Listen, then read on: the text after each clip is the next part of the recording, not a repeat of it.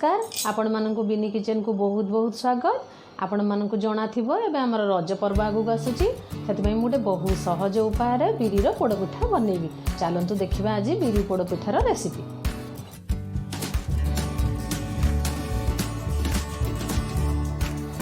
बिरी पोड़पिठा बनायापाई मु गोटे कप अरुआ चाउल 2 कप बिरी को 3 घंटा पानी रे बतुरे देथिली।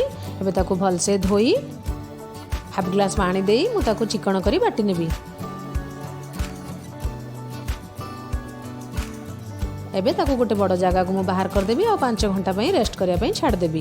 एबे 5 घंटा हो गलानी। एबे सेथिरे मु फाळे नड़िया को छोट छोट करी काटी एमती सेथिरे देबी। किछि किशमिश को ऐड करी आउ किछि चिना बादाम को मध्य एमती कुटिकी देबी। सेथिरे हाफ चामच लूण ऐड करी आउ गोटे बाउल मु गुड़ ऐड करी ताकू भलसे मिक्स करी।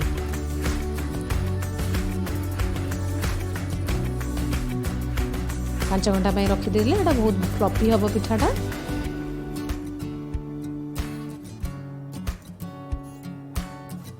एबे सेथिरे हाफ चामच गुजराती गुंड मु ऐड करी ताकू मध्य बढ़िया से गोले देबी। एबे पिठा पड़िया पई मु गैस रे कड़ाई बसे देछि आउ सेथिरे मु 2 बड़ चामच गुआ घियो देबी। गैस रो फ्लेम को एकदम मु लो रे रखिबी। घी गरम हो गलानी। एबे सेथिरे मु मिक्सचर टी ढाली देबी आउ ताकू 15 मिनिट पई एमती ढांकी करी छाड़ी देबी। एबे 15 मिनिट हो गलानी। चलंतु चेक करिबा। चारि पटरू देखंतु हो गलानी किंतु मझी टिके कंचा अछि। तथापि आमे ताकू एमती उल्टे दबा आउ 10 मिनिट पई ताकू ढांकी करी रखी दबा जेपरी मझीटा सिझी जीव जल्दी।